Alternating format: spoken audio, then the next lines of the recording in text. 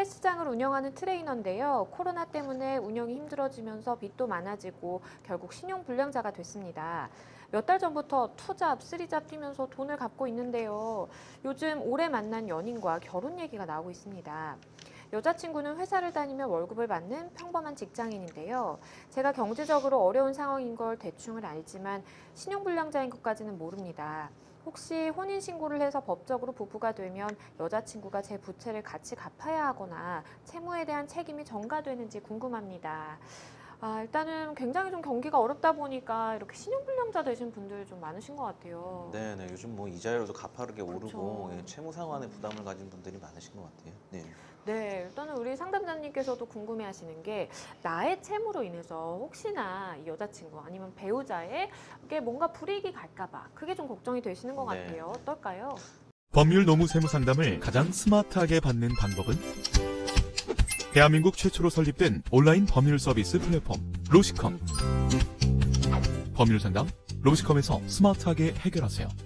네, 요런 질문을 이제 상담하다 보면 굉장히 많이 해주세요. 네. 좀 명확하게 설명을 드리면 그 원칙적으로는 그렇지 않습니다. 좀 보충 설명을 드리면 물론 이제 부부간에는 어떤 일상 가사 우리가 이제 공동으로 뭐 생활비라고 하죠. 쉽게 그렇죠. 얘기해서 생활비 같은 걸 쓴다고 하면 요거에 대해서는 상호 이제 책임을 질. 그러니까 쉽게 얘기해서 생활비 명목으로 뭐 어디서 돈을 빌렸다. 그러면 요거에 대해서는 배우자가 어느 정도 책임을 져야 되는 게 맞고요. 우리 민법도 그렇게 규정을 하고 있지만 네. 그게 아니고 또 하나 아예 그냥 대놓고 연대 보증을 한 경우가 아니라면 원칙적으로는 별개의 이제 채무로 보고 상호 어떤 책임을 지는 경우는 없습니다. 네.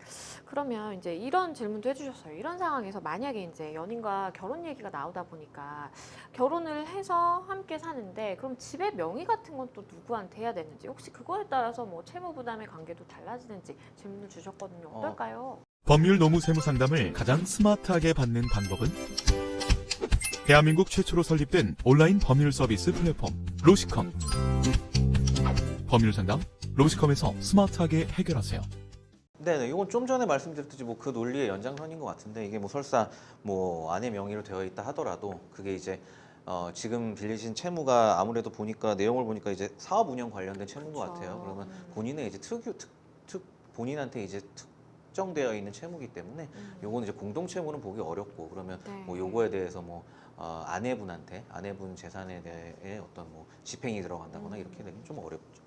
네, 일단은 지금 상황에서 뭔가 조금 경제적으로 약간 곤란한 상황이다라는 걸 여자친구분께서 알고 계시긴 한데 네. 신용불량자라는 것까지는 말씀을 아직 못하신 것 같아요. 네. 그런데 이제 결혼을 함에 있어서 신용불량자라는 사실을 미리 좀 알리고 결혼을 해야 되는지 혹시나 이걸 알리지 않고 결혼하면 좀 문제가 될 수 있을까요? 법률 노무 세무 상담을 가장 스마트하게 받는 방법은 대한민국 최초로 설립된 온라인 법률 서비스 플랫폼 로시컴. 법률 상담 로시컴에서 스마트하게 해결하세요.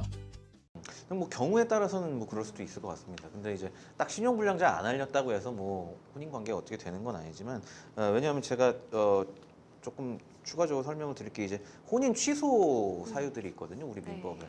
혼인 무효 상황은 아닌 것 같고 혼인 취소 사유에 보면 한 6가지 정도 되는데 뭐 혼인 연령에 미달한다든지 뭐 동의를 요하는 혼인에 동의가 없거나 뭐 근친혼, 중혼 뭐 기타 중요한 사유 이런 게 있는데 그 중에 하나가 이제 사기 또는 강박으로 인한 혼인 뭐 이런 것도 하나 있습니다. 그래서 뭐 이런 경우 그러니까 이 내용 자체가 아예 이제 완전히 뭐 상대방을 속이거나 혹은 뭐 기망해서 뭐 결혼을 한다든지 아니면 뭐 5항에 해당할 할 수 있을 것 같은데 뭐 기타 중대한 사유 너무 뭐 채무가 커서 이거 도저히 둘이서 좀 뭐 정말 합심을 하고 노력한다 해도 감당할 수 없다든지 뭐 이러면 혼인 취소 사유가 될 수는 있기 때문에 이런 부분들은 좀 사전에 명확하게 하는 게 이런 게 나중에 갈등이 많이 돼요 실제로. 그러니까 돈 문제가 그러니까 사전에 좀 허심탄회하게 얘기를 해보시는 게 좋지 않을까 싶어요.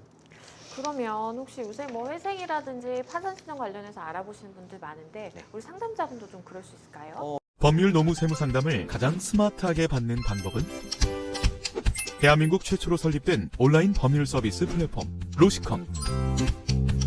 법률 상담 로시컴에서 스마트하게 해결하세요. 네, 하실 수 있습니다. 근데 이제 차이를 좀 알고 하셔야 되는데 원칙적으로 회생 절차 같은 경우 법원의 관리 감독 하에 법원이 이제 쉽게 얘기해서 그 상환 스케줄을 짜주는 게 이제 회생이에요. 그래서 감독하에 채무 사업을 이제 잘 살려서 그로부터 발생하는 수익, 즉 그 계속 기업 가치를 채권자에 분배하는 이제 재건용 절차고요. 이건 이제 다시 재생할 수 있게 해드리는 거고, 그게 이제 회생이고요. 그다음 파산 같은 경우에는 그 이제 아예 그 자산이 이제 어느 정도 조금이라도 남아 있으면 이거라도 최대한 빨리 이제 채무자들한테 배분하면서 이제 쉽게 얘기해서 빠르게 청산하는 절차가 이제 파산형 절차인데, 이런 거 이 차이를 잘 알고 진행하셔야 되고, 뭐 참고로 말씀드리면 지금 한참 젊으시고 사업을 계속 하셔야 될 분인 것 같은데, 이런 경우에 선택을 하신다면 아마 회생 절차로 진행을 하시는 게 가장 좋지 않을까 싶습니다. 법률 노무 세무 상담을 가장 스마트하게 받는 방법은 대한민국 최초로 설립된 온라인 법률 서비스 플랫폼 로시컴. 법률 상담 로시컴에서 스마트하게 해결하세요.